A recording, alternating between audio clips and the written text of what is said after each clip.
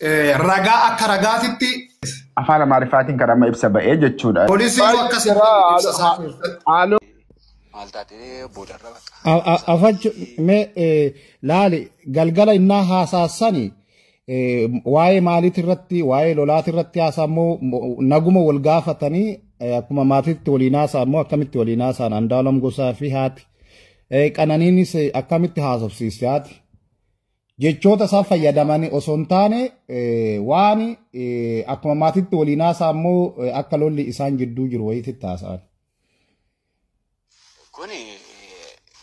Wanti dhimma akkas dhimma lolaa jedhamu yoo jiru taphatanii kolfanii wajjin haasa'anii akkamitti waltanii raata nyaatanii dhuddanii buna jedhanii taphamaa jechuudha. Guyyaa hundaa baay'ee yaaddii fi baay'ee sodaattii fi Andu'aalem nyaataa baay'ee yaaddoftii baay'ee sodaatu akka guyyaatti al 2-3 isaa otoo dhagahin halkan otoo waliin oolteen bultu galgalas akkuma turaa wajjin taphatuutu wajjin taphatanii maal jedhanii rakkoon tokko akka hin jirretti dhimmi tokkos keessiin tokko akka isaan gidduudha hin jirredha akka itti haasa'ame normaal nama nagaa ta'anii haasa'anii kan bulanidha malee dhimma rakkoo tokko waan garaagaraa waan taasifamee hin jiru akkuma duraanitti normaal nagaa wajjin haasa'anii wajjin taphatanii nagaa waliin bulanii wal gaggeessan malee dhimmi lolaa keessiin garaagaraa gonkumaa wanta akkasii waan dhagahamee hin jiru beektaa.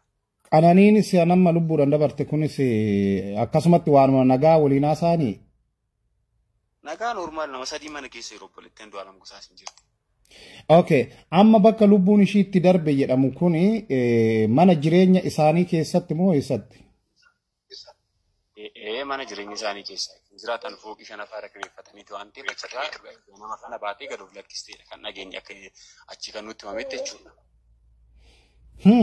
Namni tokko akkamitti akkasuma gochuu danda'a calliseetuma amma obboleettii Andu'aalem Gosaa Qananiidha nama sadi ta'anii waliin jiraatu jechaadha.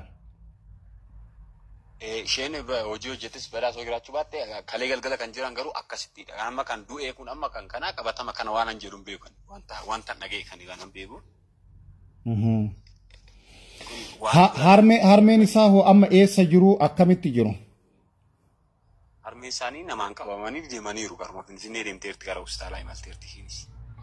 Haalli isaan irra turan akkam ture yeroo kana dhaga'anitti? Baay'ee nuunaatee wallaaltee maal taatee namni yaa'ee sossobee wallaaltee xiqqootas gabbooftee hanga sa'a lamaatti obbeetteeti kan fuudhanii deeman malee baay'ee miidhamtee wallaaltee turte isheen. Baay'ee nama gaddisiisa. Mee atillee hordofiitoo waan jiru kootu yeroodhaan nutti. Kanaaf bakka wanti waliigalaatti jechuu barbaade namni shakkamuun eenyuyyuu shakkama. Isas ta'ee warra achi keessa warra naannoo sana ta'ee harka mootummaa ta'ee maal ta'ee wanti kun shakkamuun dirqamaadha. Jecha obboleettii keenya kanaa ta'a turte tokkoofanii kanaan badaan dubbadhe jedhee namni maa shakkamaan hin qabu eenyu ta'ee warra sira jiru hunduyyuu shakkama. Waan isaan beekamu akkamitti akkama ta'e hin beeknu waan ta'eef dhugaan isaa immoo gaaf tokko addeen ba'a waan ta'eef. Andu'aalem Gosaati qaamaan hin beektaa amalli isaa akkamii nama dallanu moo nama akkamiiti ishiidhaan immoo akkamii walitti dhufeenyi isaanii yoo hiriyaa taate. Hiriyaas bitanaan nama xiqqaadhaan barataadha badaas hin beeku qaamaan nan beeka akkasittis yoo wallaalu baadhi fakkeenyaaf aduutti himqataa dhufee ture asii shimoojiin qabatanii dhufanii guyyaa 2 bulanii deemanii hagan arge nama tasgabbaa amala gaarii qabudha. Isa isheedhanis nama jaalala guddaa waliin qaban nama iddoo gurguddaa walii qaban nama wal jaalatan hagan argette jechuudha. Ittis dhiyaadhee riiriitti qabatama amalli isaa kan akkan nama akkanaa ta'ee sobamanuu baadhee kanan arges kanan gibbisaanis kan dhiyeenya waan ta'eef haga tokko kan beeku hamma kanaadha beektaa. Galatooma obboleessa. jedhan intala booqatte kana hiriyaa ishiiti jedhanii WhatsAppidhaan yoo seentan miitii godhadhaa isiniin jennee be. WhatsAppidhaan walitti barreessinee jetteetoo kinootan ishiin naa barreessite afaan Amaariffaati calqaba hanga dhumaatitti afaan Amaariffaatiin barraa'ee jechaadha. Qubee Ingiliffaa fayyadamanii afaan Amaariffaatiin barraa'ee jechaadha. እና ችረት አፋን አማሪፋ ሰንከሰት ለህይወት ፈርቻለሁ ኢምበለስን ፍዲ ሱራሺ ዋሺ ተንዱበቻራ ረጋ አከ ረጋቲቲ ቲክቶክ ሺት ረት ባስቴ ቻራ ኪኖይ አከ ሶዳ ቀብዱ ነትምቴ አከ ሉቡ ሺት ፊ ሶዳቱ ነትምቴ ከንጀሩ ዋንሰን ፖስት ጎቴ ቻራ ችረት ዮን ቲክቶክ ሺቼ ጎዱ ሂሪያ ሺት ፕሮፋይሊ ሲንጂጂራ ነከስመት ጅራ ፕሮፋይሊን ሺቻ akkasumatti footoo gammachuu ofirraa qabu tokko akkasumatti jira. Garuu ani isaa miti tan na dhibe. Hanga kana hunda yoo walitti barreessan maaliifi gadi baatee tooyi akkas jettee too hin dubbanne yoo dhugaa ta'e. Itti aansee too immoo achirratti wanti mul'atu sun dhaqaa tolaala tigisti itti fayyadhaa too dhaqaa tolaalaadha. Feekii fakkaataa ganaa qoranna waan san feekii fakkaataa maali maarchii moo maal keessa walitti barraa'e amma maalidha maarchii ammi maalidha Apriilidha maarchiin hin dhumanne. Maarchiin hin dhumanne suni maarchii gara calqabaatirra natti fakkaatee dhaqee tan cheeggodha tan walitti barreessanii jechaadha. Garuu achirratti yoo maarchii 24 okay maarchii okay afaan Amaariffaatiin an barreesse. Afaan Amaariffaatiin kan amma ibsa ba'ee jechuudha. Yeroodhaan sababan beekne jedhee barreesse. Inni sababan beekne jedhe. Garuu ammaal jechuun barbaade gurbaan suni at least gurbaan akkamitti atillee akkamitti quba qabdanii akkamitti waan kan akkamitti baruu dandeesse ati akkasiin koshinaa keessatti karaa sana akkamitti yennaan quba qabnaa nuti eenyu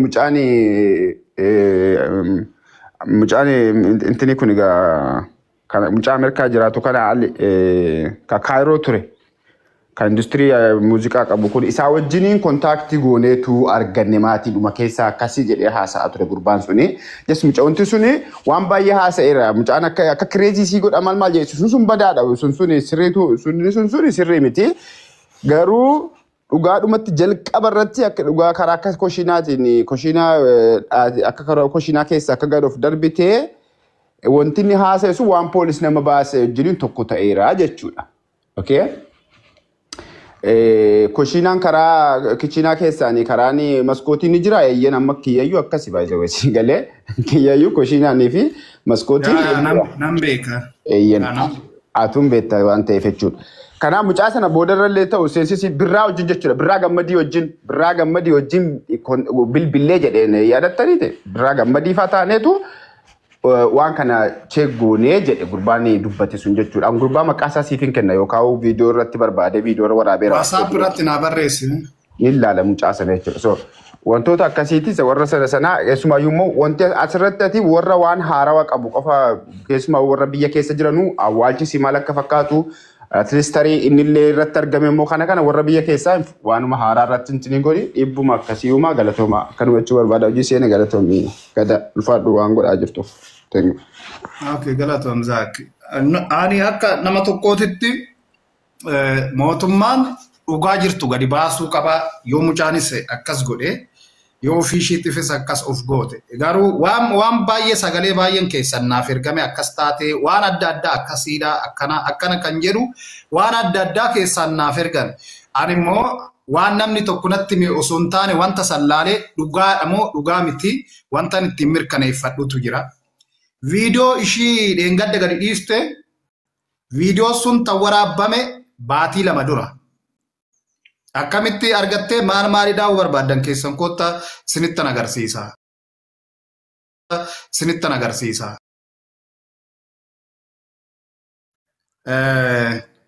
Intalli nagaa hin qabdu akkasiidha akkasiin jedhan intalli akka nagaa qabdu. Namni kaleessa hiriyaan ishee waggaa 6 waliin jiraate abbaan istiidiyoo sun kaleessa mirkaneessee dhufee ta'u. Amma olola warri gaazexanyoonni fi warri artiistonni olii gadi oofan kun soba dhugaarraa fagaatee jechaadha. Andu'aalam irratti murteessan. Osoo poolisiin akkasii haaloo walirraa qaban baachaa jiran baay'een jira jechuun haaloodhuma walirraa qaban yookaan personaalii mucaa kan jibbu yookaan kan Andu'aalamis kan jibbu kan siis kan jibbu bakka hundinuu saayizii qabateetu malee dhugaarra dhaabbatee warri keessumaa karaa feesbuukiitti waa poost godhaa jiran kun dhugaa sitti himanii warri namni dhugaarra dhaabbatee kana jedhee waa barreessaa jiru hin jiru. Saayizuma jiru qabatee inni waan xiqqoo tokko Andu'aalamitti waa wa'ii itti dallanee yookaan waan tokko irraa dhabee jiru akka waan inni waan kana godheetti barreessaa. So hundumtunuyyuu personally waan isarratti rakkoo isarraa qabanudha malee kan ibsamaa jiru yeroo ammaa kana keessatti dhugaa rabbiin sitti hima dhugaa mucaallee akka argamuuf. Sigalee jestii mucaa kana akka argamuuf namni deemaa jiru takkallee hin jiru. Namni takkallee hundinuu waanuma ofirraa qabu waanuma jibbaa qabu yookaan immoo jesti akkasumatti immoo injira namoonni baay'een kun akkasuma social media fi yookaan immoo namuma qabsaa fakkaachuuf yookaan nama dhugaa barbaadu fakkaachuuf waan barreeffamaa jirudha malee namni dhugaa mucaas barbaadaa jiru hin jiru hundi namaatu haaluma kana keessa jira jechuudha. Hin sobani. Amma kana be girri kaasanii too nama walitti buusanii dhugaan tala kana awwaaludha be keessa. Yeah. Akkasi. Yeah. Noi Andu'aalem soo godhe ilma Oromooti intala Oromooti namni nama miidhe adabamuu qaba jechaadha. Adabbiin kennamuufii qaba. Maaliif seera waan ta'eef. Seera hin kabajne. Garuu wanti suni akka bu'uuf hawaasni dhiibbaa gochuu qabu malee eenyu kiyyaa Harargeen jedhu tokkollee yeroo qabsoo qeerroo san nu fuuldura dhaabbatee wayyaane waliin ta'eetoo nu fixaa ture jechaadha. Dhiibbaa nurratti gochaa ture yeroo sanis. Ammas inni waan faalla akka waan Andu'aalem godhetti barreessa.